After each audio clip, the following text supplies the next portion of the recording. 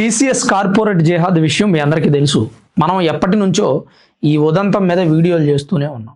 ఒక కార్పొరేట్ కంపెనీలో ఉద్యోగస్తులను వేధించడం, టీమ్ లీడర్స్ అందరూ ఒక సంఘంగా ఏర్పడి హెచ్ఆర్ సపోర్ట్తో ఎంప్లాయీస్ని లైంగికంగా వేధించడం, లొంగ తీసుకోవడం, శారీరకంగా వాడుకోవడం, ఆ తర్వాత వాళ్ళ దగ్గర నుంచి డబ్బు గుంజడం లేదా బ్లాక్మెయిల్ చేయడం, మతం ఆధారంగా వేధించడం, మత వివక్ష చూపించడం ఆఫీస్లో. అయితే ఈ ఉదంతం వెలుగులోకి వచ్చిన తర్వాత టీమ్ లీడర్లు అందరిని అరెస్ట్ చేశారు.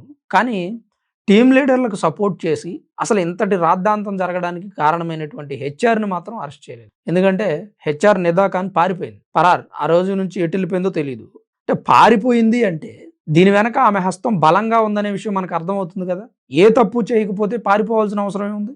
కోర్టులో సమాధానం చెప్పుకోవచ్చు కదా. 7 మహిళా పోలీసులు ఉద్యోగస్తుల్లాగా ఆ ఆఫీసులోకి వెళ్ళి 40 రోజులు స్టింగ్ ఆపరేషన్ చేపట్టిన తర్వాత కానీ ఆ ఆఫీసులో జరుగుతున్నటువంటి అంశాల గురించి పూర్తి అవగాహన రాలేదు వాళ్ళకి. ఆ ఆఫీస్ని హ్యాండ్ ఓవర్ చేసుకోవడానికి, ఆఫీస్లో ఉన్న ఎంప్లాయీస్ని అరెస్ట్ చేయడానికి వీళ్ళు ఈ ఆపరేషన్ చేశారు. సాధారణంగా ఎవరో ఒక ఎంప్లాయీ వచ్చేసి కంప్లైంట్ ఇస్తే వెంటనే తీసుకోలేరు కదా, ప్రూఫ్స్ లేకుండా. ఈ కేసు ఎందుకు అంత బలమైంది అంటే పోలీసులే నేరుగా బాధితుల స్థానంలోకి వెళ్ళి వీళ్ళే ఆ ఉద్యోగస్తుల్లాగా నటించి ఆ వేధింపులు, మత వివక్ష, లైంగికంగా వేధించబడటానికి కూడా సిద్ధమయ్యారు వీళ్ళు. అంటే పోలీసులకు కూడా వేధింపులు, అంటే పోలీసు కాదు కదా, వీళ్ళు ఉద్యోగులుగా జాయిన్ అయ్యారు కాబట్టి వాళ్ళు పోలీసులు అనే విషయం టీమ్ లీడర్స్కి తెలియదు. వీళ్ళను కూడా వేధించారు. అలాంటి పరిస్థితి టీసీఎస్ కంపెనీలో ఉంది. ఈమె పరారైపోయి కోర్టుకి బెయిల్కి అప్లై చేసిందని నేను ప్రీవియస్ వీడియోలో చెప్పాను. ఈమె బెయిల్ని కోర్టు రిజెక్ట్ చేసింది. ఇది ఒక అద్భుతమైన విషయం అని చెప్పుకోవచ్చు. తప్పు చేసేయడం, పరారైపోవడం, ముందస్తు బెయిల్కి అప్లై చేసుకో, ఏంటండి ఇది? పైగా కోర్టు కూడా వీళ్ళకి ఇలాంటి కుంటి సాకులు చెప్పొద్దు, ప్రెగ్నెంట్ అని ఇదని అదిని, బెయిల్కి అప్లై చేయడానికి మీరు అర్హులు కాదు, ఇమీడియట్గా వచ్చి పోలీసులకు లొంగిపోవాలని చెప్పి ఆర్డర్ కూడా వేసింది. ఇప్పుడు ఆమె లొంగిపోతే ఆ కేసులో ఉన్నటువంటి కీలకమైన అంశాలన్నీ బయటకు వస్తాయి. అసలు ఈ నిదాఖానా, ఈ టీమ్ లీడర్సా, లేదా వీరి వెనక ఇంకెవరైనా ఉన్నారా? ఎందుకు ఇంతటి దాష్టికానికి పాల్పడ్డారు? 1 కాదు 2 కాదు, 2022 నుంచి ఇలాంటి అరాచకాలు జరుగుతున్నాయి. అంతకుముందు కూడా జరిగాయి, కొన్ని బయటికి రాలేదు. చాలా మంది మహిళలు ఈ విషయాన్ని బయటికి చెప్పలేకపోయారు. మహిళలతో పాటు పురుషులను కూడా ఇబ్బంది పెట్టడం ఆ టీమ్ లీడర్ల ప్రత్యేకత. ఎవడి వీక్నెస్ ఏది దొరికితే అదే. మనం రెగ్యులర్గా ఆఫీసులో చూస్తుంటాం. కొంతమంది సన్నాసి వెధవలు ఉంటారు. అమ్మాయి వీక్నెస్ దొరికితే అమ్మాయి వీక్నెస్తో ఆడుకుంటారు, అబ్బాయి వీక్నెస్ దొరికితే అబ్బాయి వీక్నెస్తో ఆడుకుంటారు.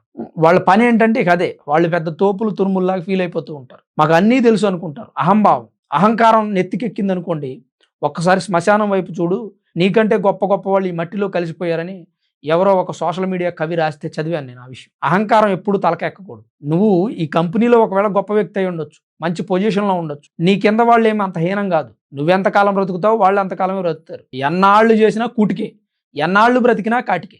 ఇవాళ ఏదో నీకు అధికారం ఉందని విర్రవీగిపోయి మంచి స్థాయిలో ఉన్నానని కింది ఉద్యోగులను ఇబ్బంది పెట్టి లేదా మహిళల్ని వశపరుచుకున్నంత మాత్రాన నువ్వేమీ శిలగొట్టుకొని ఒక 1000 సంవత్సరాలు ఇక్కడ బ్రతకలేవు కదా.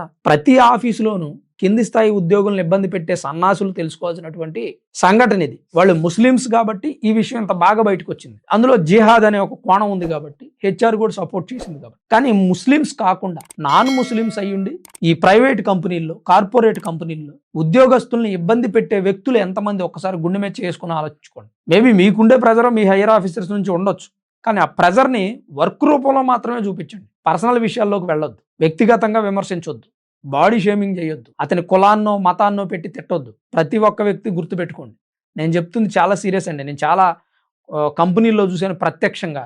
కింది స్థాయి ఎంప్లాయీస్ని పెట్టే బాధలు మామూలుగా ఉండవు. కొంతమంది టీమ్ లీడర్స్ అయితే డైరెక్ట్గా కొట్టేస్తున్నారు వాళ్ళ కింద పనిచేసే వ్యక్తులను. ఎందుకు అంత అహంకారం? ఏం చూసుకొని నేను ఎత్తినేమో కొమ్ములు మొలిచాయా, లేదా నువ్వేమైనా పైనుంచి దిగొచ్చావా? మహా అయితే వాడికంటే 2 ఆకులు ఎక్కువ చదివి ఉంటావు, నీ క్వాలిఫికేషన్ ఎక్కువ అయి ఉంటుంది, లేదంటే వాడికంటే కొంచెం ఒడ్డు పొడుగు ఎక్కువ ఉండి ఉంటావు, అందుకే నీకు టీమ్ లీడర్ పోస్ట్ ఇచ్చి ఉంటారు. చిన్న చిన్న మార్కుల దగ్గర నుంచి పెద్ద స్థాయి కార్పొరేట్ కంపెనీల వరకు కూడా కింది స్థాయి ఉద్యోగస్తుల మీద జరుగుతున్నటువంటి దాడిని ప్రతి ఒక్కరూ ఖండించండి. నీకు వాడు ఉద్యోగం చేయడానికి వచ్చాడు, 8 గంటలు వాడు పని చేయాలి. ఆ 8 గంటలు వాడితో సక్రమంగా పని చేయించుకో. వాడు ఆ 8 గంటల సమయాన్ని వృధా చేస్తే అప్పుడు నువ్వు మాట్లాడు, అది కూడా వృత్తిపరంగా మాట్లాడు, వేరే విషయాలు మాట్లాడకూడదండి. చాలా తప్పిది, చాలా పొరపాటు. ఒకవేళ మీకు ఎవడు శిక్ష విధించకపోతే ఖచ్చితంగా కర్మ శిక్ష విధిస్తుంది. మీరు చేసినటువంటి తప్పులు మీ పిల్లల్ని, మీ కుటుంబాన్ని, మీ వారసుల్ని జీవితాంతం ఏడిపిస్తాయి. సో ఈ నిదాఖాన్ అనే ఆమె బెయిల్కి అప్లై చేయడం, అది రిజెక్ట్ చేయడం, కోర్టు కూడా గట్టిగా స్పందించడం, త్వరగా వచ్చి లొంగిపోవాలని చెప్పడం, ఇలాంటి అంశాల మీద మీ అభిప్రాయం ఏంటి? అసలు ఆ నిదా ఖాన్ పాత్ర ఎంత ఉందనుకుంటున్నారు? జిహాద్గాళ్ళతో సంబంధాలు ఉన్నాయంటారా? లేదంటారా? టీమ్ లీడర్స్‌ని విచారిస్తున్న కొద్దీ కొత్త కొత్త విషయాలు బయటపడుతున్నాయంట. వాళ్ళు ఎక్కడి నుంచి ఏమేం చేస్తున్నారు? ఆఫీస్‌లో హిందూ అమ్మాయిల్ని ఎందుకు టార్గెట్ చేస్తున్నారు అనే అంశంలో విచారణ జరుగుతోంది. తప్పకుండా మీ అభిప్రాయాన్ని కామెంట్ రూపంలో రాయండి. వీడియోని చివరి వరకు ఓపికగా చూసిన మీ అందరికీ పేరు పేరున ప్రత్యేకించి ధన్యవాదాలు.